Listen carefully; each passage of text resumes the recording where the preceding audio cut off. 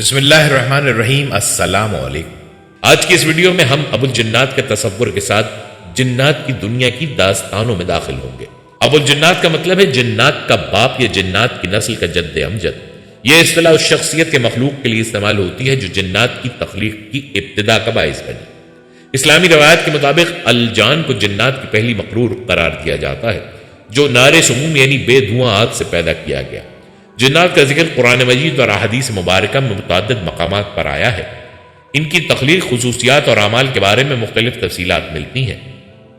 جنات انسانوں کے لیے غیر مرئی مخلوق ہیں جو ان کے ایمان اور عبادات کو مضبوط کرنے کا ایک ذریعہ بنتے ہیں۔ جنات کی غیر مرئی اور پراسرار فطرت نے ہمیشہ انسانوں کے ذہن میں تجسس پیدا کیا ہے۔ مختلف کہانیاں، روایات اور قصے جنات سے منسوب ہیں جو مختلف ثقافتوں اور ادبیات میں مقبول ہیں۔ جنات کی حقیقت کو سمجھنا اسلام کے عقائد کا حصہ ہے کیونکہ ان کا ذکر قرآن میں ایک سچائی کے طور پر موجود ہے۔ دیگر مذاہب اور ثقافتوں میں بھی ان جیسی مخلوقات کا تصور موجود ہے، جیسے دیومالائی کردار یا روحانی مخلوقات۔ انسانوں اور جنات کے تعلقات کی مختلف روایات ہیں، جیسے جنات کا انسانوں پر اثر ڈالنا، ان سے رابطہ یا ان کی زندگی میں مداخلت۔ اسلامی تعلیمات کے مطابق جنات نیکی اور برائی دونوں کے راستے پر چل سکتے ہیں، جس کی وجہ سے ان کا انسانوں کے ساتھ تعلق ایک پیچیدہ موضوع ہے۔ جنات کا موضوع نہ صرف اسلامی عقائد کے لیے اہم ہے بلکہ یہ ادب، ثقافت اور سماجی کہانیوں کا ایک دلچسپ اور معمخیز پہلو بھی پیش کرتا ہے۔ ان کا مطالعہ انسان کی دنیا اور اس کے ماورائی پہلوؤں کو سمجھنے میں مدد فراہم کرتا ہے۔ ناظرین، جنات اللہ تبارک و تعالیٰ کی وہ مخلوق ہیں کہ جن کا وجود قرآن پاک کی نص قطعی سے ثابت ہے۔ ان کے وجود کا انکار کرنا کفر ہے۔ جس طرح انسانوں کے اندر دو طرح کے گروہ پائے جاتے ہیں، ایک مسلمان اور دوسرے کافر، اسی طرح جنات کے اندر بھی دو طرح کے گروہ پائے جاتے ہیں۔ ایک وہ جو اللہ تبارک و تعالیٰ کی وحدانیت پر ایمان رکھتے ہیں یعنی مسلمان ہیں، اور دوسرے وہ جو اللہ تبارک و تعالیٰ کی وحدانیت پر ایمان نہیں رکھتے یعنی کافر ہیں۔ ناظرین، ویسے تو اللہ تبارک و تعالیٰ نے اس روئے زمین پر جنات اور انسانوں کی تخلیق سے پہلے بہت ساری مخلوقات کو پیدا کیا، لیکن اللہ تبارک و تعالیٰ نے اس روئے زمین پر انسانوں کی تخلیق سے پہلے اپنی عبادت کے لیے جس مخلوق کو پیدا کیا وہ مخلوق جنات تھی۔ اللہ نے جنات کو انسانوں کی تخلیق سے تقریباً 60,000 سال پہلے پیدا کیا۔ اس وقت اس روئے زمین پر تمام تر جنات راج کرتے تھے، جیسا کہ اس بات کی طرف اشارہ کرتے ہوئے اللہ تبارک و تعالیٰ قرآن پاک کی سورہ ہجر کے اندر کچھ یوں ارشاد فرماتا ہے، اور ہم نے انسانوں کو کھنکتے ہوئے گارے سے پیدا کیا اور جنوں کو اس سے بھی پہلے بے دھوئیں والی آگ سے پیدا کیا۔ ناظرین، قرآن پاک کی آیت کریمہ سے صاف صاف پتہ چلتا ہے کہ اللہ تبارک و تعالیٰ نے جنات کو انسانوں کی تخلیق سے پہلے پیدا کیا۔ یہ آیت کریمہ اس بات کی دلیل ہے کہ جنات کی تخلیق انسانوں کی تخلیق سے پہلے ہو چکی تھی، اور اسی آیت کریمہ کے اندر اللہ تبارک و تعالیٰ نے یہ بھی بیان فرما دیا کہ تمام تر جنات اور شیاطین کو اللہ تبارک و تعالیٰ نے بے دھوئیں والی آگ سے پیدا کیا، یعنی تمام تر جنات آگ سے پیدا کیے گئے اور تمام تر انسان مٹی سے پیدا کیے گئے۔ جنات کی تخلیق کا مقصد بھی وہی ہے جو انسانوں کا ہے، یعنی اللہ کی عبادت کرنا۔ اللہ تعالیٰ فرماتے ہیں، اور میں نے جنات اور انسانوں کو صرف اپنی عبادت کے لیے پیدا کیا۔ جنات کو آزاد ارادہ اور اختیار دیا گیا ہے، اسی لیے ان میں نیک اور بد دونوں قسم کے جن موجود ہیں۔ قرآن اور حدیث میں جنات کی تخلیق، صفات اور کردار پر روشنی ڈالی گئی ہے۔ جنات کی تخلیق آگ سے ہوئی اور وہ غیر مرئی مخلوق ہے، لیکن بعض اوقات وہ انسانوں کو نظر آ سکتے ہیں۔ انسانوں کی طرح جنات کو بھی خیر و شر کے درمیان انتخاب کی آزادی دی گئی ہے۔ ناظرین، قرآن و حدیث میں جنات کے مختلف کردار بیان کیے گئے ہیں۔ نیک جنات اللہ کی عبادت کرتے ہیں اور انسانوں کو فائدہ پہنچانے یا ان کی مدد کرنے والے ہوتے ہیں۔ سورہ الجن میں جنات کی ایک جماعت کا ذکر ہے جو قرآن کی تلاوت سننے کے بعد ایمان لے آئی۔ کہو کہ میری طرف وحی کی گئی ہے کہ جنات کی ایک جماعت نے قرآن سنا اور کہا کہ ہم نے عجیب قرآن سنا۔ بد کردار جنات انسانوں کو گمراہ کرنے، ان پر وسوسے ڈالنے اور نقصان پہنچانے کی کوشش کرتے ہیں۔ ابلیس اور اس کے ساتھی شیطان انسانوں کے سب سے بڑے دشمن ہیں، جیسا کہ قرآن میں ذکر ہے کہ بے شک شیطان تمہارا دشمن ہے، تم بھی اسے دشمن ہی سمجھو۔ اگر جنات کی خصوصیات کی بات کی جائے تو وہ بہت انسانوں سے زیادہ طاقتور ہیں۔ جنات بہت تیز رفتار اور مختلف شکلوں میں تبدیل ہونے کی صلاحیت رکھتے ہیں۔ وہ زمین پر رہتے ہیں لیکن ان کا مسکن زیادہ تر ویران جگہیں، جنگلات اور پانی کے قریب ہوتا ہے۔ جنات بعض اوقات انسانوں کو گمراہ کرتے ہیں یا ان پر اثر انداز ہوتے ہیں، جیسا کہ سحر یا جادو کے ذریعے۔ تاہم اللہ تعالیٰ نے مومنوں کو ان کے اثرات سے بچنے کے لیے قرآن اور دعاؤں کے ذریعے حفاظت کا طریقہ دیا ہے، جیسے سورہ الفلق اور سورہ الناس کی تلاوت۔ ابو الجنات جنات کی تخلیق میں اولین مخلوق ہے جو اللہ کے حکم کی نافرمانی کے بعد انسانیت کا دشمن بن گیا۔ جنات کو اللہ نے آزاد ارادے کے ساتھ عبادت کے لیے پیدا کیا، اور ان میں نیک و بد دونوں قسم کے موجود ہیں۔ قرآن و حدیث میں جنات کی اصل، ان کی تخلیق اور ان کے کردار کو واضح طور پر بیان کیا گیا ہے اور انسانوں کو ان کے شر سے بچنے کے لیے ہدایات دی گئی ہیں۔ ناظرین، جیسا کہ پہلے بھی تذکرہ کیا جا چکا ہے کہ جنات کے گروہ میں سے کچھ جنات ایسے ہیں جو اللہ تبارک و تعالیٰ کے مقرب اور فرمانبردار ہیں اور اللہ تعالیٰ کی ذات کو ماننے والے ہیں، اور کچھ جنات ایسے ہیں جو اللہ کے منکر اور نافرمان ہیں اور اللہ کی وحدانیت پر ایمان نہیں رکھتے، اور یہیں پر جنات کے گروہ کی تقسیم ہو جاتی ہے۔ جو اللہ کے ماننے والے جنات ہیں ان کو جنات کہا جاتا ہے، اور جو اللہ تبارک و تعالیٰ کے منکر اور نافرمان ہیں ان کو شیاطین کہا جاتا ہے۔ یہ وہ جنات ہیں جو اللہ کی پاکیزہ ذات کو چھوڑ کر شیطان کے پیروکار بن گئے اور اس کے ساتھی بن گئے۔ اور جنات اور شیاطین میں ایک بہت بڑا واضح فرق یہ بھی ہے کہ جس طرح تمام انسانوں کو وقت مقررہ پر موت آتی ہے، ہر ایک انسان اپنے اپنے وقت پر موت کا ذائقہ چکھتا ہے، اسی طرح تمام تر جنات کو بھی وقت مقررہ پر موت آتی ہے۔ جب ان کی زندگی کا ٹائم ختم ہو جاتا ہے تو وہ موت کا ذائقہ چکھتے ہیں اور اس دنیا سے چلے جاتے ہیں۔ لیکن جنات اور شیاطین میں فرق یہ ہے کہ جنات وقت مقررہ پر مرتے ہیں، لیکن تمام تر شیاطین قیامت تک زندہ رہیں گے۔ تمام تر شیاطین کو قیامت والے دن جب حضرت اسرافیل علیہ السلام سور پھونکیں گے تو اس وقت شیطان مردود کو موت آئے گی، اور اسی وقت شیطان مردود کے ساتھ تمام تر شیاطین کو بھی موت آئے گی۔ ناظرین، جس طرح اللہ تبارک و تعالیٰ نے تمام تر انسانوں سے پہلے اپنے پیارے نبی حضرت آدم علیہ السلام کو پیدا فرمایا اور پھر انہی سے تمام نسل انسانی کو پیدا فرمایا، اسی وجہ سے حضرت آدم علیہ السلام کو ابو البشر کہا جاتا ہے، اسی طرح اللہ تبارک و تعالیٰ نے تمام تر جنات سے پہلے الجان جن کو پیدا فرمایا، جن سے تمام نسل جنات پیدا ہوئی، اور اسی وجہ سے الجان جن کو ابو الجنات کہا جاتا ہے۔ یہ تمام جنات کا باپ ہے۔ اللہ تبارک و تعالیٰ نے تمام تر جنات کی تخلیق آگ سے کی، اور اللہ نے انسانوں کے مقابلے میں جنات کو بہت زیادہ طاقت اور پاور عطا فرمائی۔ اللہ نے جنات کو یہ طاقت عطا فرمائی ہے کہ کسی بھی انسان کی شکل اختیار کر سکتے ہیں اور کسی بھی انسان کے جسم میں داخل ہو کر اس کے جسم پر قبضہ کر سکتے ہیں۔ جنات کو اللہ نے یہ طاقت بھی عطا فرمائی ہے کہ یہ دنیا کی ہر ایک مخلوق کو دیکھ سکتے ہیں، لیکن دنیا کی ہر ایک مخلوق جنات کو نہیں دیکھ سکتی، جیسا کہ انسانوں میں سے ہر کوئی انسان جنات کو نہیں دیکھ سکتا۔ اور جنات اور انسانوں کے اندر ایک فرق یہ بھی ہے کہ جنات کو اللہ نے انسانوں کے مقابلے میں بہت زیادہ لمبی عمر عطا فرمائی ہے۔ ان کی عمریں ہزاروں سالوں پر مشتمل ہوتی ہیں اور یہ ہزاروں سال تک زندہ رہتے ہیں، لیکن جیسا کہ ہم پہلے بتا چکے ہیں کہ تمام تر جنات وقت مقررہ پر موت کا مزہ چکھتے ہیں۔ لیکن شیاطین کا معاملہ اس سے برعکس ہے۔ تمام تر شیاطین شیطان کے ساتھ قیامت تک زندہ رہیں گے اور پھر قیامت کے دن ان کو موت آئے گی۔ ان کو یہ مہلت اس وجہ سے دی گئی ہے کیونکہ جب اللہ تبارک و تعالیٰ نے شیطان مردود کو اپنی بارگاہ سے مردود کر کے نکالا تو اس وقت شیطان مردود نے اللہ تعالیٰ سے قیامت تک زندہ رہنے کی مہلت مانگی، اور اللہ تعالیٰ نے شیطان مردود کو یہ مہلت عطا فرما دی، لہٰذا اس وجہ سے شیطان مردود قیامت تک زندہ رہے گا، اور اسی وجہ سے شیطان مردود کے پیروکار شیاطین جن بھی قیامت تک زندہ رہیں گے۔ ناظرین، قرآن پاک کے اندر الجان نامی جس جن کا ذکر ملتا ہے اس کے متعلق حضرت ابن عباس رضی اللہ تعالیٰ عنہ بیان فرماتے ہیں کہ الجان جن سے مراد تمام جنات کا باپ ہے جس سے تمام تر جنات کو پیدا کیا گیا۔ الجان تمام تر جنات کا باپ ہے اور تمام تر شیاطین کا باپ ابلیس مردود ہے۔ حضرت ابن عباس فرماتے ہیں کہ جنات میں سے کچھ مسلمان بھی ہوتے ہیں اور کچھ کافر، یہ مرتے بھی ہیں اور پیدا بھی ہوتے ہیں، لیکن شیاطین میں سے کوئی بھی مسلمان نہیں اور نہ ہی ان کو موت آئے گی۔ جس وقت ابلیس مردود کو موت آئے گی اسی وقت تمام تر شیاطین کو بھی موت آئے گی۔ ناظرین، حضرت آدم کی تخلیق سے 60,000 سال پہلے اللہ تبارک و تعالیٰ نے جنات کو پیدا فرمایا اور پھر ان کا جوڑا بنا کر زمین پر بسا دیا۔ اس عرصے کے دوران ان کی نسل بہت زیادہ پھیل گئی اور جنات کی تعداد بہت زیادہ بڑھ گئی۔ شروع میں تمام تر جنات اللہ تبارک و تعالیٰ کے فرما بردار اور عبادت گزار تھے، پھر آہستہ آہستہ وقت کے ساتھ ساتھ یہ جنات شریر ہوتے چلے گئے اور اللہ تبارک و تعالیٰ کی نافرمانیاں کرنے لگے اور زمین کے اندر فتنہ فساد اور قتل و غارت کرنے لگے۔ اس وقت ان کے درمیان بغض اور حسد پھیل گیا۔ اس کے بعد زمین کے اندر خوب خونریزی شروع ہو گئی۔ اس طرح جب جنات آپس کے اندر ایک دوسرے کو مارنے لگے تو اس وقت اللہ تبارک و تعالیٰ نے عزازیل کو، جو کہ شیطان مردود کا پرانا نام تھا، اس کو فرشتوں کے ہمراہ زمین پر بھیجا۔ ناظرین، یہاں پر آپ کو بتاتے چلیں کہ اس وقت عزازیل شیطان مردود اللہ تبارک و تعالیٰ کا عبادت گزار اور مقرب بندہ تھا، لہٰذا اس وجہ سے اللہ نے فرشتوں کے ہمراہ عزازیل کو زمین پر بھیجا تاکہ وہ جنات کے فتنہ فساد کو ختم کرے۔ اللہ نے عزازیل کو یہ حکم دیا کہ فرشتوں کی ایک جماعت لے کر زمین پر جاؤ اور جنات کو زمین سے نکال دو۔ چنانچہ عزازیل نے اللہ کے حکم کے مطابق فرشتوں کی ایک جماعت کو اپنے ساتھ لیا اور زمین کی طرف روانہ ہو گیا۔ اس وقت اس ضلوع زمین پر فرشتوں اور جنات کے درمیان ایک زبردست جنگ ہوئی جس کے اندر بہت سارے جنات مارے گئے اور بالآخر جنات کو فرشتوں کے ہاتھوں شکست کھانی پڑی۔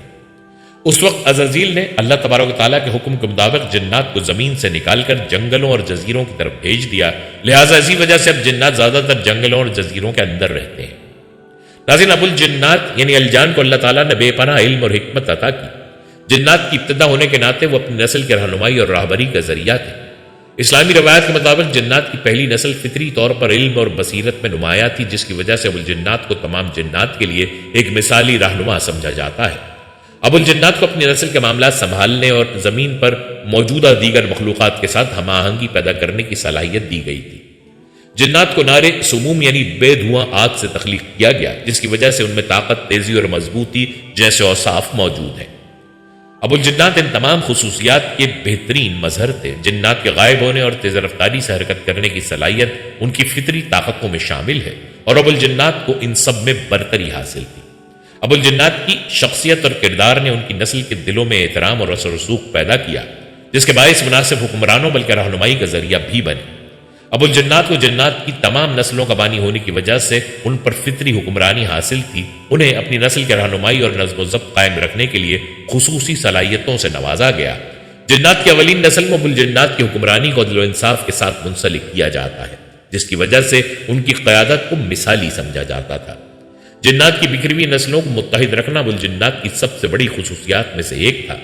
ابو الجنات نہ صرف جنات کی نسل کے بانی تھے بلکہ علم، حکمت، طاقت اور قیادت جیسی اعلیٰ خصوصیات کے حامل تھے۔ ان کی شخصیت جنات کے درمیان اتحاد، طاقت اور رہنمائی کی علامت سمجھی جاتی ہے۔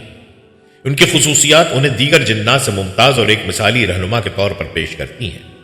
ناظرین، ابو الجنات جنات کے جد امجد کا تصور مختلف تہذیبوں، معاشرتی ڈھانچوں، کہانیوں اور مذہبی عقائد میں ایک اہم مقام رکھتا ہے۔ ابو الجنات کا تصور انسانی معاشرت پر گہرے اثرات مرتب کرتا ہے، جن میں خوف، دلچسپی اور اخلاقی رہنمائی شامل ہے۔ ابو الجنات اور ان کی اولاد یعنی جنات کے متعلق کہانیاں اکثر خوف پیدا کرنے کے لیے استعمال کی جاتی ہیں، جو انسانی رویوں کو قابو میں رکھنے کے لیے معاون ہوتی ہیں۔ دیہی علاقوں میں بعض جگہیں جیسے ویرانے، جنگلات یا کھنڈرات کو جنات کا مسکن تصور کیا جاتا ہے، جس سے لوگ ان جگہوں سے دور رہتے ہیں۔ بچوں کو اخلاقیات سکھانے کے لیے جنات کی کہانیاں بیان کی جاتی ہیں، مثلاً بادمالیوں یا نافرمانی کے نتائج کو خوفناک انداز میں پیش کیا جاتا ہے۔ ابو الجنات کے کردار کو بعض اوقات نصیحت آموز کہانیوں میں شامل کیا جاتا ہے تاکہ لوگوں کو صحیح اور غلط کا فرق سمجھایا جا سکے۔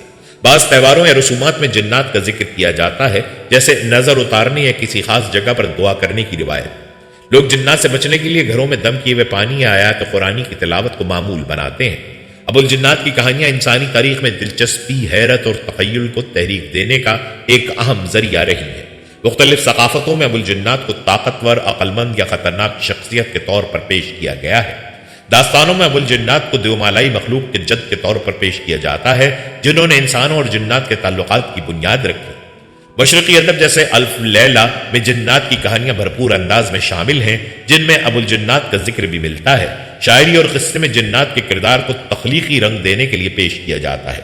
جدید دور میں ابو الجنات کے کردار کو فلموں اور ڈراموں میں خوف، ایڈونچر اور پرسرانیت کے عناصر کے طور پر دکھایا جاتا ہے، جہاں وہ ایک اہم ماورائی کردار ادا کرتا ہے۔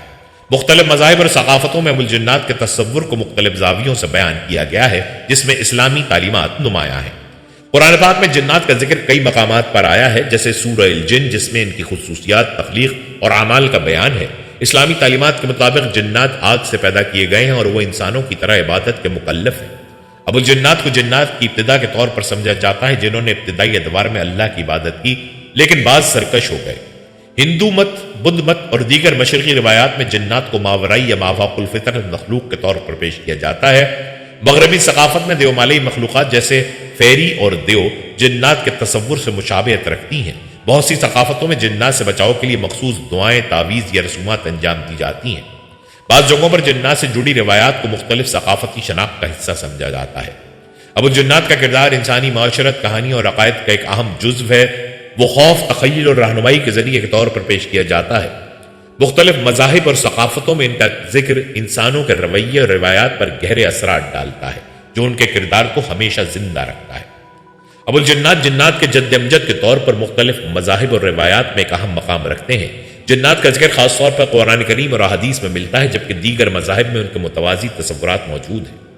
قرآن مجید میں جنات کے متعلق کئی مقامات پر واضح طور پر ذکر موجود ہے، جو ان کی تخلیق، صفات اور اعمال پر روشنی ڈالتا ہے۔ قرآن کے مطابق جنت کو نار سموم یعنی آگ کے شعلے سے پیدا کیا گیا ہے اور جن کو آگ کے شعلے سے پیدا کیا گیا۔ یہ سورہ الرحمن میں ارشاد ہوتا ہے۔ جنات بھی انسانوں کی طرح اللہ کی عبادت کے لیے پیدا کیے گئے ہیں۔ قرآن میں بعض جنات کا ذکر کیا گیا ہے جو شیطان کی پیروی کرتے ہیں اور انسانوں کو گمراہ کرنے کی کوشش کرتے ہیں۔ سورہ الجن میں ارشاد ہوتا ہے، اور یہ کہ انسانوں میں سے کچھ لوگ جنات کی پناہ لیتے تھے تو وہ ان کے گناہوں میں اضافہ کر دیتے تھے۔ اگرچہ قرآن میں ابو الجنات کا بطور خاص تذکرہ نہیں کیا گیا، لیکن جنات کی ابتدا اور ان کی تخلیق کا عمومی ذکر ان کے جد امجد کے وجود کی طرف اشارہ کرتا ہے۔ حدیث مبارکہ میں جنات اور ان سے متعلق موضوعات پر متعدد روایات ملتی ہیں جو ان کی صفات، اعمال اور انسانوں کے ساتھ ان کے تعلقات پر روشنی ڈالتی ہیں۔ حضرت عائشہ رضی اللہ تعالیٰ عنہ سے روایت ہے کہ رسول اللہ صلی اللہ علیہ وسلم نے فرمایا، فرشتے نور سے، جن آگ سے اور انسان مٹی سے پیدا کیے گئے ہیں۔ ایک حدیث میں شیطان یعنی ابلیس کو جنات کی نسل کا جد قرار دیا گیا ہے۔ شیطان جنات میں سے تھا اور اس نے اللہ کے حکم کی نافرمانی کی۔ حضرت جابر بن عبداللہ رضی اللہ تعالیٰ عنہ سے روایت ہے کہ نبی صلی اللہ علیہ وسلم نے فرمایا، جنات دو قسم کے ہیں، کچھ جن زمین پر رہتے ہیں اور دیگر ہوا میں اڑتے ہیں۔ اگر دیگر مذاہب اور کتابوں میں ابو الجنات کے ذکر کی بات کی جائے تو ہندو مت میں راکشس اور پریت کا تصور جنات کے مشابہ ہے۔ راکشسوں کو ایک دیومالائی نسل کے طور پر پیش کیا گیا ہے جو انسانوں سے الگ ہیں اور بعض اوقات انسانوں کو نقصان پہنچاتے ہیں۔ ان کہانیوں میں مہابھارت اور رامائن جیسے قدیم متون میں ان مخلوقات کی تفصیلات ملتی ہیں۔ بائبل میں جنات کا براہ راست ذکر نہیں کیا گیا، لیکن نیفلم اور شیطانی ارواح کا تصور ان سے مشابہ ہو سکتا ہے۔ یہودی روایات میں لیلیس اور دیوی جیسی مخلوقات کو جنات سے مشابہ مانا گیا ہے۔ عیسائی روایات میں شیطان اور دیگر شیطانی قوتوں کو جنات کی مانند پیش کیا گیا ہے۔ فارس یعنی ایرانی ادب میں دیو اور پریوں کا تصور جنات سے قریبی تعلق رکھتا ہے۔ چینی اور جاپانی دیومالائی کہانیوں میں مافوق الفطرت مخلوق کا ذکر موجود ہے جنہیں بعض اوقات جنات سے مشابہ قرار دیا جا سکتا ہے۔ ابو الجنات کا تصور مذہبی متون میں براہ راست کم لیکن جنات کے ذکر میں پوشیدہ ہے۔ قرآن کریم، حدیث اور دیگر مذاہب کی تعلیمات میں جنات کی تخلیق، اعمال اور ان کے اثرات کا ذکر کیا گیا ہے جو ابو الجنات کے وجود کی بنیاد فراہم کرتا ہے۔ یہ روایات جنات کے ماورائی کردار اور ان کی اہمیت کو نمایاں کرتی ہیں۔ ناظرین، اب بات کرتے ہیں کہ کیا جنات کی طرف اللہ تبارک و تعالیٰ نے کسی نبی کو بھیجا یا نہیں؟ تو اس کے متعلق روایات میں آتا ہے کہ جنات کی زندگی دو قسموں پر مشتمل ہے۔ ایک وہ زندگی جو تمام تر جنات نے انسانوں سے پہلے گزاری، اور ایک وہ زندگی جو تمام تر انسانوں کی تخلیق کے بعد جنات نے گزاری۔ حضرت آدم علیہ السلام اور جنات کی تخلیق کے بعد جو جنات نے زندگی گزاری، تو زندگی کے اندر اللہ تبارک و تعالیٰ نے تمام تر انسانوں کو ہدایت کے لیے جتنے بھی انبیاء کرام کو مبعوث فرمایا، کہ تمام تر انبیاء کرام انسانوں اور جنات دونوں کی رہنمائی اور ہدایت کے لیے تشریف لائے۔ لیکن یہاں پر سوال یہ پیدا ہوتا ہے کہ تمام انسانوں کی تخلیق سے پہلے جو جنات نے زندگی گزاری، اس زندگی کے اندر کوئی نبی آیا یا نہیں؟ تو اس کے متعلق روایات میں آتا ہے کہ حضرت آدم علیہ السلام کی تخلیق سے پہلے جو جنات نے زندگی گزاری، اس زندگی کے اندر بھی اللہ نے جنات کی ہدایت کے لیے اپنے انبیاء کرام کو مبعوث فرمایا۔ فرق صرف اتنا ہے کہ حضرت آدم کی تخلیق کے بعد جو انبیاء کرام تشریف لائے وہ انسانوں کی نسل میں سے تھے، اور حضرت آدم علیہ السلام کی تخلیق سے پہلے جو جنات کی ہدایت کے لیے انبیاء کرام تشریف لائے وہ جنات کی نسل میں سے تھے، کیونکہ ایسا نہیں ہو سکتا کہ اللہ تبارک و تعالیٰ جنات کی طرف اپنے انبیاء کرام کو بھیجے ہی نہیں اور جنات پر اپنی حجت کو تمام کر دے اور ان کے اعمال کے مطابق ان کو جنتی یا جہنمی ہونے کا فیصلہ سنا دے۔ لہٰذا اللہ تبارک و تعالیٰ نے جنات کی طرف بھی اپنے انبیاء کرام کو مبعوث فرمایا، جیسا کہ اس بات کی طرف اشارہ کرتے ہوئے اللہ تبارک و تعالیٰ قرآن پاک کے اندر کچھ یوں ارشاد فرماتا ہے، اے جنوں اور انسانوں کے گروہ، کیا تمہارے پاس تم میں سے وہ رسول نہ آئے جو تم پر میری آیتیں پڑھتے تھے اور تمہیں تمہارے آج کے اس دن کی حاضری سے ڈراتے تھے؟ ناظرین، اللہ تبارک و تعالیٰ نے قرآن پاک کی اس آیت کریمہ کے اندر جنات اور انسانوں دونوں کو مخاطب فرمایا۔ لہٰذا اس آیت کریمہ سے پتہ چلتا ہے کہ اللہ تبارک و تعالیٰ نے جنات اور انسانوں دونوں کی طرف اپنے انبیاء کرام کو مبعوث فرمایا۔ فرق صرف اتنا ہے کہ جو حضرت آدم کی تخلیق سے پہلے جنات کی طرف انبیاء کرام بھیجے گئے وہ انہی کی نسل میں سے تھے، یعنی جنات میں سے تھے، اور جو حضرت آدم علیہ السلام کی تخلیق کے بعد انبیاء کرام تشریف لائے وہ انسانوں کی نسل میں سے تھے۔ ناظرین، تاریخ کی کتابوں میں ایسے بہت سارے انبیاء کرام کا ذکر ملتا ہے جو جنات کی نسل میں سے تھے، لیکن جنات نے اللہ تبارک و تعالیٰ کی نافرمانی کی اور معاذ اللہ ان انبیاء کرام کو شہید کر دیا۔ جس طرح تمام تر انسانوں کا قیامت کے دن حساب و کتاب لیا جائے گا، اور ان کے اعمال کے مطابق ان کو جنتی یا جہنمی ہونے کا فیصلہ سنایا جائے گا۔ اس طرح قیامت کے دن تمام تر جنات کا بھی حساب و کتاب لیا جائے گا اور ان کو ان کے اعمال کے مطابق جنتی یا جہنمی ہونے کا فیصلہ سنا دیا جائے گا۔ لیکن شیاطین کا معاملہ اس سے برعکس ہوگا۔ تمام تر شیاطین شیطان مردود کے ساتھ جہنم میں جائیں گے اور ہمیشہ ہمیشہ کے لیے جہنمی رہیں گے۔ ناظرین، جنات کی طاقت اور ان کے غیر معمولی کارنامے۔ جنات اللہ تعالیٰ کی ایک مخلوق ہیں جو انسانوں کی طرح شعور اور ارادے رکھتی ہیں۔ ان کے پاس غیر معمولی طاقت اور صلاحیتیں ہوتی ہیں جنہیں قرآن و حدیث میں بیان کیا گیا ہے۔ خاص طور پر حضرت سلیمان علیہ السلام کے دور میں ان کی طاقت اور خدمات کے حوالے سے اہم واقعات موجود ہیں۔ قرآن مجید میں سورہ النمل میں ملکہ بلقیس کے تخت کا ذکر ملتا ہے۔ جب حضرت سلیمان علیہ السلام نے جنات سے کہا کہ وہ ملکہ کا تخت ان کے پاس لے آئیں تو ایک قوی الجن نے عرض کی، میں اسے آپ کے پاس اس سے پہلے لے آؤں گا جب آپ اپنی جگہ سے اٹھیں گے۔ لیکن ایک ولی اللہ جسے اللہ نے علم عطا کیا تھا، انہوں نے کہا، میں اسے آپ کے پاس اس سے پہلے لے آؤں گا جب آپ کی پلک جھپکے گی۔ یہ واقعہ ظاہر کرتا ہے کہ انسانوں میں اللہ کے ولیوں کو بھی خاص طاقت عطا ہوتی ہے جو جنات کی طاقت سے برتر ہو سکتی ہے۔ اللہ تعالیٰ نے حضرت سلیمان کو ایسی عظیم طاقت عطا کی تھی کہ جنات بھی ان کے حکم کے تابع تھے۔ سورہ سواد میں فرمایا، اور ہم نے سلیمان کے لیے ہوا کو تابع کر دیا اور جنات کو بھی، جو ان کے لیے ہر قسم کے تعمیراتی کام کرتے تھے اور سمندر میں غوطے لگاتے تھے۔ یہ اللہ کی خاص نعمت تھی کہ جنات حضرت سلیمان کے حکم پر کام کرتے، قلعے اور عبادت گاہیں بناتے اور دیگر خدمات انجام دیتے۔ جنات نے حضرت سلیمان علیہ السلام کو اپنی طاقت کے اظہار کے لیے تخت لانے کی پیشکش کی، لیکن ولی اللہ نے پلک جھپکنے سے پہلے تخت حاضر کر دیا۔ یہ واقعہ یہ سبق دیتا ہے کہ اللہ کے حکم سے انسان کی روحانی طاقت جنات کی مادی طاقت سے زیادہ مؤثر ہو سکتی ہے۔ یہ واقعہ انسانوں کو عاجزی اور اللہ پر بھروسے کی تعلیم دیتا ہے۔ طاقت اللہ کی عطا ہے، جنات کی غیر معمولی طاقت ہو یا ولی اللہ کا علم، یہ سب اللہ کی عطا ہے جن پر غرور نہیں کرنا چاہیے۔ انسان اللہ کے قریب اپنی اطاعت اور علم کے ذریعے ہو سکتا ہے، نہ کہ صرف جسمانی یا مادی طاقت کے ذریعے۔ یہ واقعات اللہ کی قدرت اور اس کی مخلوقات کی حکمت کو ظاہر کرتے ہیں۔ حضرت سلیمان علیہ السلام کے دور میں جنات نے شاندار تعمیرات کی۔ سورہ سبا میں اللہ تعالیٰ فرماتے ہیں، وہ ان کے لیے عظیم عمارات، مجسمے، حوض جیسے برتن اور بھاری دیگیں بناتے تھے۔ یہ تعمیراتی مہارت جنات کی غیر معمولی طاقت اور فنی مہارت کو ظاہر کرتی ہے۔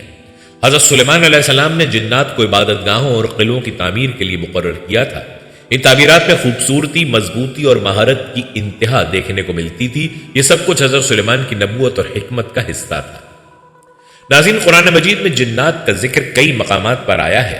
سورہ رحمان میں انہیں آگ سے پیدا شدہ مخلوق کہا گیا ہے، اور جنات کو ہم نے آگ کی لپٹ سے پیدا کیا۔ یہ ذکر ان کی تخلیق طاقت اور محدودیت کو بیان کرتا ہے۔ حضرت سلیمان علیہ السلام کے واقعات ہمیں یہ سمجھاتے ہیں کہ ہر چیز اللہ کے حکم اور اس کی دی ہوئی طاقت سے ممکن ہوتی ہے۔ جنات کی قوت ہو یا ولی اللہ کا کرشمہ، سب کچھ اللہ کے نظام کے تحت ہے۔ یہ واقعات انسان کو اللہ کی قدرت پر یقین اور اس کے شکر گزار بندہ بننے کی ترغیب دیتے ہیں۔ جنات کی طاقت اور حضرت سلیمان علیہ السلام کے واقعات اللہ کی قدرت کا ایک عظیم مظہر ہیں۔ یہ ہمیں عاجزی، شکر گزاری اور اللہ کی طرف رجوع کرنے کی ترغیب دیتے ہیں۔ ان واقعات سے ہمیں یہ سبق بھی ملتا ہے کہ اللہ کی عطا کردہ نعمتوں اور طاقتوں کو ہمیشہ نیک مقصد کے لیے استعمال کرنا چاہیے۔ ناظرین، حضرت سلیمان علیہ السلام کے علاوہ یہاں آپ کو اور انبیاء کرام کی جنات سے ملاقات کے واقعات بھی سناتے چلیں۔ نبی کریم صلی اللہ علیہ وسلم کی حیات طیبہ میں جنات کے ساتھ ملاقات کے کئی واقعات ملتے ہیں۔ ان میں مشہور ترین واقعہ نخلا کے مقام پر پیش آیا جب آپ صلی اللہ علیہ وسلم طائف کے سفر سے واپسی پر قیام فرما تھے۔ آپ نے وہاں نماز میں قرآن کی تلاوت کی، جسے ایک جماعت جنات نے سنا۔ وہ قرآن کی تاثیر سے متاثر ہو کر ایمان لے آئے اور اپنی قوم میں اسلام کی دعوت لے گئے۔ اس واقعے کا ذکر سورہ الجن اور سورہ الاحقاف میں کیا گیا ہے۔ یہ واقعہ ظاہر کرتا ہے کہ جنات بھی ہدایت حاصل کرنے کے لیے نبیوں کی بات سننے کے لیے حاضر ہوتے تھے اور وہ اللہ کے کلام سے متاثر ہوتے تھے۔ جنات کا قرآن سننا اور ان کے ایمان لانے کا واقعہ سورہ جن قرآن پاک کی ایک مکمل صورت ہے جو اس واقعے کی تفصیل بیان کرتی ہے کہ جنات نے قرآن سنا اور کہا، انا سمعنا قرآنا عجبا یہدی الی الرشد فآمنا بہ۔ یہاں جنات اعتراف کرتے ہیں کہ قرآن ہدایت کی طرف رہنمائی کرتا ہے۔ ان کا ایمان لانا یہ ثابت کرتا ہے کہ اللہ کا پیغام سب مخلوقات کے لیے ہے۔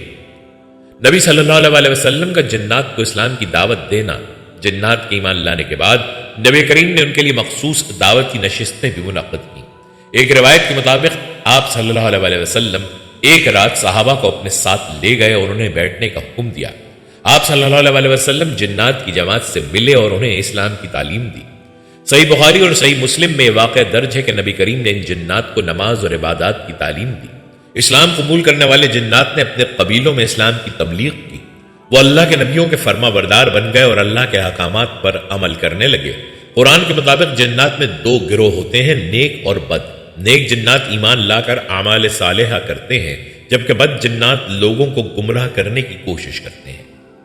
حضرت موسیٰ علیہ السلام کا براہ راست جنات کے ساتھ کوئی خاص واقعہ ذکر نہیں ہے، لیکن بنی اسرائیل کے واقعات میں جنات کا ذکر آتا ہے۔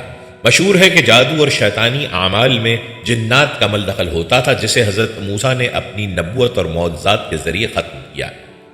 روایات میں جنات کے کردار کے متعدد واقعات ملتے ہیں۔ قرآن پاک میں حضرت سلیمان علیہ السلام اور جنات کے تعلقات کا ذکر تفصیل سے کیا گیا ہے۔ اللہ نے انہیں جنات کو قابو میں رکھنے کی دعوت دی تھی اور وہ ان سے تعمیرات، جنگلات کی دیکھ بھال اور دیگر کام کرواتے تھے۔ شیطان بھی جنات میں سے تھا اور اس نے اللہ کے حکم سے روگردانی کی۔ اس کی سرکشی نے انسانوں کو گمراہ کرنے کے لیے جنات کے منفی کردار کو واضح کیا۔ جنات کا وجود اللہ کی قدرت اور تخلیق کی وسعت کی نشانی ہے۔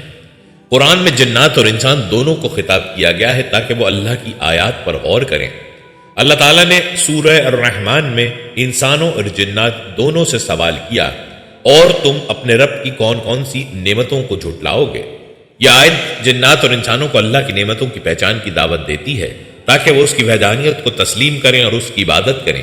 جنات کے ساتھ انبیاء کی ملاقات اور ان کے واقعات اسلامی تاریخ کا ایک اہم حصہ ہیں۔ یہ واقعات انسانوں اور جنات دونوں کے لیے نصیحت کا ذریعہ ہیں۔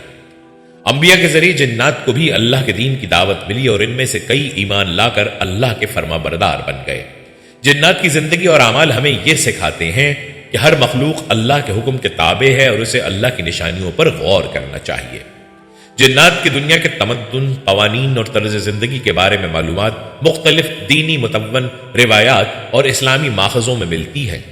قرآن، حدیث اور علماء کے بیانات سے جنات کی صفات، کردار اور طرز زندگی کے کچھ پہلو واضح ہوتے ہیں۔ اسلامی روایات کے مطابق جنات مختلف گروہوں اور اقسام میں تقسیم ہیں۔ شریر جنات، جنہیں شیاطین کہا جاتا ہے، یہ عام طور پر انسانوں کو گمراہ کرنے کی کوشش کرتے ہیں۔ مسلمان جنات اللہ پر ایمان لاتے ہیں اور نیک اعمال کرتے ہیں۔ غیر مسلم جنات وہ ہیں جو شرک یا کفر کرتے ہیں۔ کچھ جنات ہوا میں اڑ سکتے ہیں، کچھ پانی یا زمین کے اندر رہتے ہیں اور کچھ انسانوں کے آس پاس موجود ہوتے ہیں۔ جنات عام طور پر ایسی جگہوں پر رہتے ہیں جو انسانی دنیا سے دور ہوں، جیسے جنگلات، صحرا، پہاڑ اور ویران جگہیں۔ بعض روایات میں گھروں، درختوں اور پانی کے ذخائر کے قریب ان کی موجودگی کا ذکر بھی ملتا ہے۔ حدیث کے مطابق مسلمان جنات انسانوں کے جھوٹے کھانے، خاص طور پر ہڈیوں اور گوشت کے باقیات سے غذا حاصل کرتے ہیں۔ جنات کے بھی خاندان اور قبیلے ہوتے ہیں اور وہ شادی کرتے ہیں۔ ان کے بچے اور خاندان کی روایات بھی موجود ہوتی ہیں۔ جنات کی عمریں انسانوں سے زیادہ ہوتی ہیں اور بعض روایات کے مطابق وہ کئی صدیوں تک زندہ رہ سکتے ہیں۔ جنات کو انسانوں کی طرح آزاد ارادہ دیا گیا ہے، یعنی وہ نیکی یا بدی کا انتخاب کر سکتے ہیں۔ قرآن کے مطابق جنات پر بھی ایمان لانا، عبادت کرنا اور اللہ کی اطاعت فرض ہے۔ قیامت کے دن جنات کو بھی ان کے اعمال کے مطابق جزا یا سزا دی جائے گی۔ جنات کی دنیا انسانوں کی دنیا سے مختلف لیکن کئی لحاظ سے مشابہت بھی رکھتی ہے۔ ان کے قبیلے، قوانین اور طرز زندگی اسلامی تعلیمات اور دینی روایات سے واضح ہوتے ہیں۔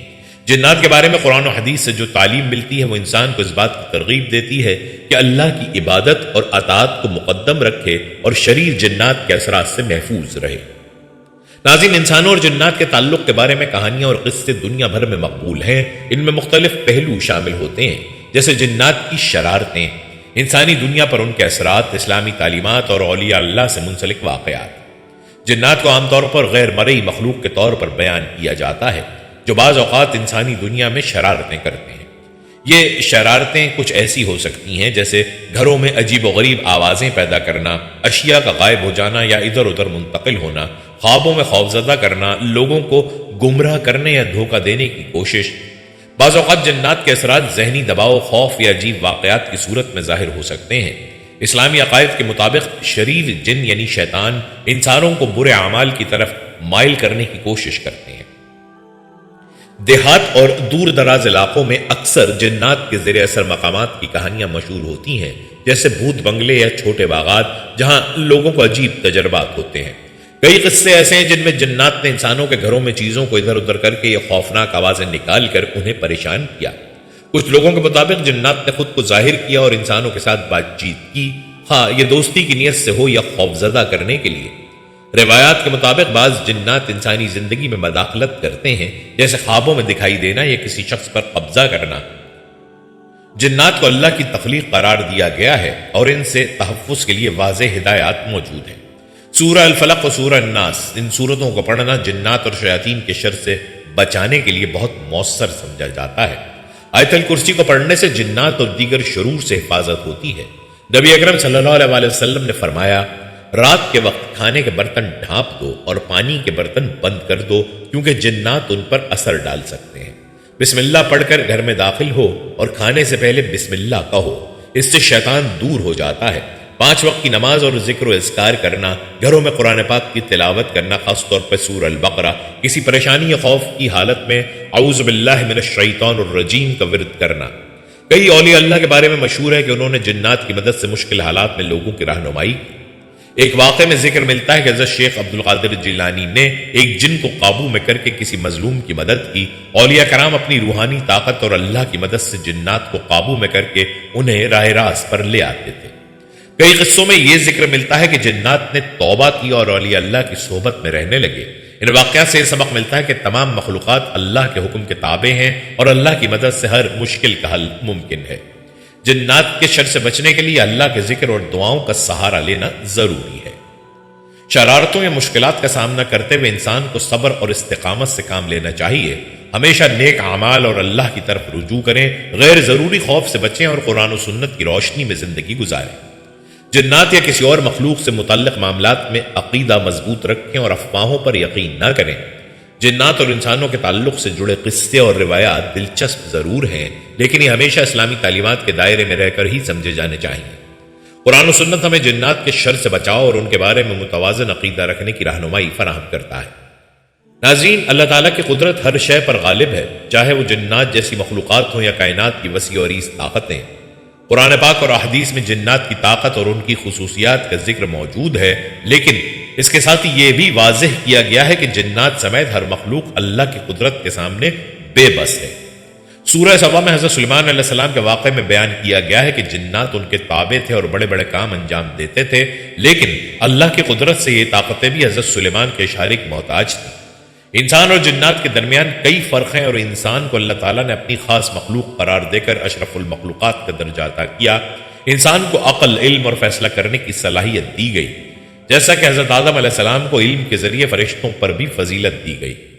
جنات اور انسان دونوں کو عبادت کے لیے پیدا کیا گیا، لیکن انسان کو عبادت میں روحانی تعلق، صبر اور شکر کا مقام حاصل ہے جو اسے منفرد بناتا ہے۔ اللہ تعالیٰ نے انسان کو زمین پر اپنا خلیفہ بنایا۔ یہ ذمہ داری جنات کو نہیں دی گئی، جو انسان کی برتری کی ایک اور دلیل ہے۔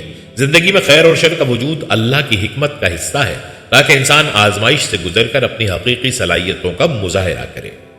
جنات، انسان اور دیگر مخلوقات خیر اور شر دونوں میں کردار ادا کر سکتے ہیں، لیکن اللہ تعالیٰ کا عدل ہر جگہ قائم ہے۔ جہاں شر کا وجود ہے، وہاں اللہ کی رحمت اسے زائل کرنے کا سامان پیدا کرتی ہے۔ اللہ تعالیٰ کی رحمت اس کے غضب پر غالب ہے۔ قرآن پاک میں بارہا ذکر آیا ہے کہ اگرچہ انسان اور جنات میں شر پھیلانے والے موجود ہیں، لیکن اللہ کی رحمت بندوں کو ہدایت اور معافی کی راہ دکھاتی ہے۔ ناظرین، جنات کی طاقت انسان کے لیے خوف کا سبب نہیں بننی چاہیے، کیونکہ ان کی طاقت بھی اللہ کی دی ہوئی ہے اور وہ اس کے حکم کے بغیر کچھ نہیں کر سکتے۔ انسان کو چاہیے کہ وہ اللہ کی بندگی اور اس کی رحمت پر بھروسہ رکھے، کیونکہ یہی کامیابی کی کنجی ہے۔ اللہ تعالیٰ نے جنات کو ایک خاص مخلوق کے طور پر پیدا کیا جو انسانوں کی طرح مکلف ہیں، یعنی انہیں بھی عبادت کے لیے پیدا کیا گیا ہے۔ ان کے بارے میں کئی داستانیں، کہانیاں اور تصورات ہمارے معاشرے میں موجود ہیں، جن میں سے کچھ حقیقت پر مبنی ہیں اور کچھ مبالغہ آرائی یا توہم پرستی کا نتیجہ ہیں۔ ان کہانیوں سے ہمیں ایمان کی مضبوطی اور سبق حاصل کرنے کی ضرورت ہے۔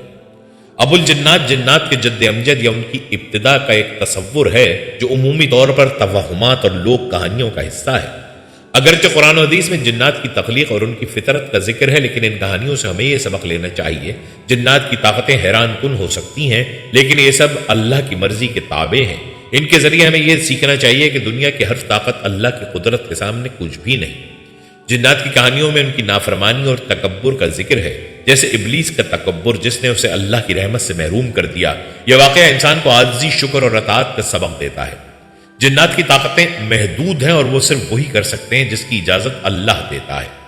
قرآن میں حضرت سلیمان علیہ السلام کے واقعے سے واضح ہوتا ہے کہ جنات پر بھی اللہ کا مکمل کنٹرول ہے۔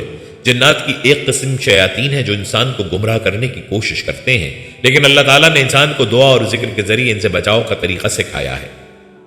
ناظرین، جنات کی دنیا اور ان کی کہانیوں کا مقصد ہمیں ایمان میں مضبوطی اور اللہ کی قدرت کو پہچاننے کی طرف راغب کرنا ہے، نہ کہ خوف یا غلط عقائد کو فروغ دینا۔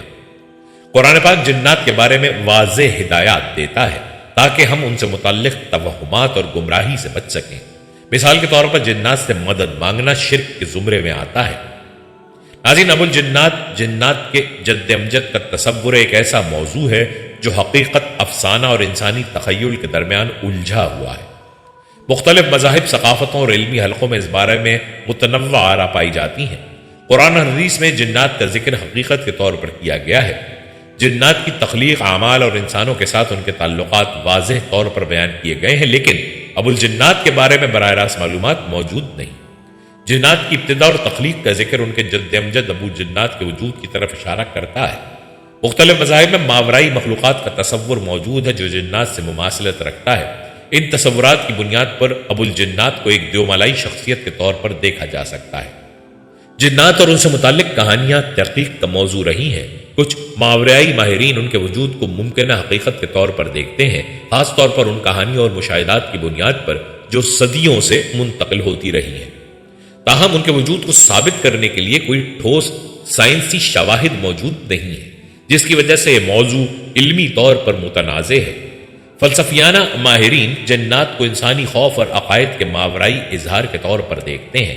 نفسیات کے مطابق جنات کا تصور انسانوں کے تخیلاتی خوف اور غیر معمولی واقعات کو سمجھنے کی کوشش ہے۔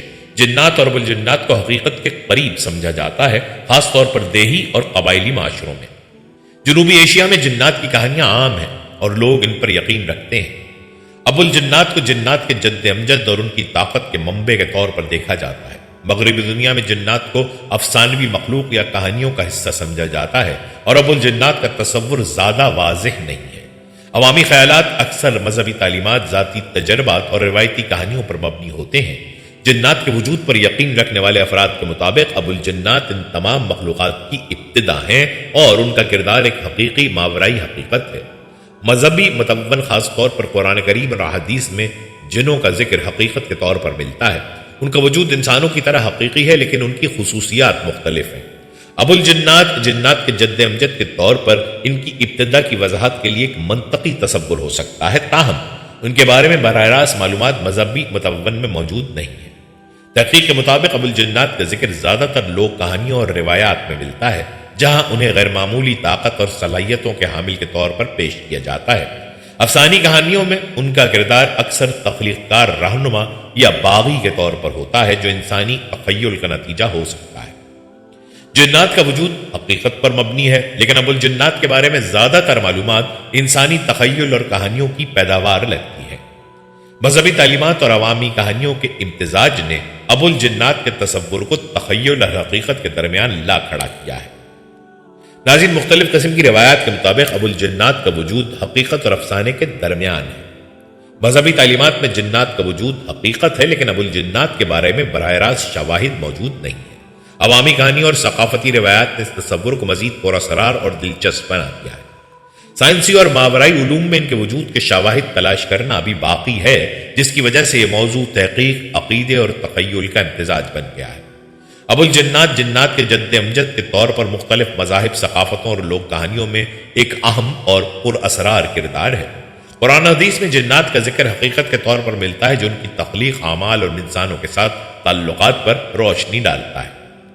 عوامی خیالات اور لوک کہانیوں میں ابو الجنات کو طاقت، حکمت یا کبھی کبھار شرارت کا منبع تصور کیا جاتا ہے۔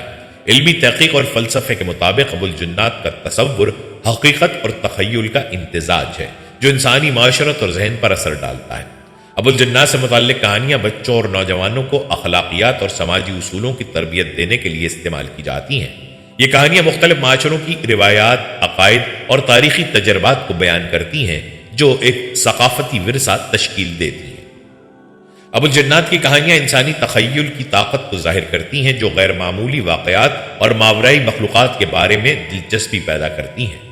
مذہبی عقائد میں جنات کا ذکر انسانوں کے لیے عبرت اور رہنمائی کا ذریعہ ہے، جسے ابو الجنات کے کردار سے مزید تقویت ملتی ہے۔ ابو الجنات کا کردار انسانی تاریخ اور ثقافت میں ایک منفرد مقام رکھتا ہے۔ یہ کہانیاں نہ صرف ہمارے عقائد اور روایات کی عکاس ہیں بلکہ ہمارے تخیل اور تحقیق کو بھی متحرک کرتی ہیں۔ حقیقت اور تخیل کے درمیان توازن قائم رکھتے ہوئے ابو الجنات کا تصور ہمیں اندیکھے پہلوؤں پر غور کرنے اور اپنے عقائد کو سمجھنے کا موقع فراہم کرتا ہے۔ آخرکار یہ کہانیاں ہمیں ایک ایسے جہاں سے متعارف کراتی ہیں جو ہماری نظروں سے اوجھل ہے لیکن ہمارے دل و دماغ میں اپنی جگہ بنائے ہوئے ہے۔ ابو الجنات کا کردار چاہے حقیقت ہو یا افسانہ، انسانی تاریخ اور تفکر کے ماورائی پہلو کو سمجھنے کے لیے ہمیشہ ایک اہم موضوع رہے گا۔ ناظرین، جنات اور ان سے جڑی کہانیاں ہمیں یاد دلاتی ہیں کہ صرف اللہ ہی ہمارا حقیقی محافظ اور مددگار ہے۔ ہمیں چاہیے کہ ان کہانیوں کو اپنے ایمان کی مضبوطی کا ذریعہ بنائیں، نہ کہ خوف اور بد عقیدگی کا سبب۔ جنات اور ان سے جڑی کہانیوں کا مطالعہ ہمیں اللہ کی قدرت، انسان کی فضیلت اور شیطان کی مکاری سے عبرت حاصل کرنے کا موقع فراہم کرتا ہے۔ قرآن حدیث کی روشنی میں جنات کے بارے میں صحیح عقیدہ رکھنا ضروری ہے تاکہ ہم ان کے وجود کو تسلیم کریں لیکن ان سے خوف یا غیر ضروری توقعات نہ رکھیں۔ اللہ کی رحمت اور حفاظت ہی انسان کی اصل پناہ گاہ ہے۔ ناظرین، یہ تھی ہماری آج کی ویڈیو۔ اگر آپ کو ہماری آج کی ویڈیو پسند آئی ہے تو آپ سے گزارش کرتے ہیں کہ آپ ہمارے چینل کو ضرور سبسکرائب کر لیں۔ سبسکرائب کے ساتھ ساتھ ہماری ویڈیو کو لائک بھی کریں اور اپنی قیمتی رائے کا اظہار کمنٹس میں ضرور کریں۔ کمنٹس میں آپ اپنے سوالات بھی ہم تک پہنچا سکتے ہیں۔ اللہ تعالیٰ آپ کو اپنے حفظ و امان میں رکھے، آمین۔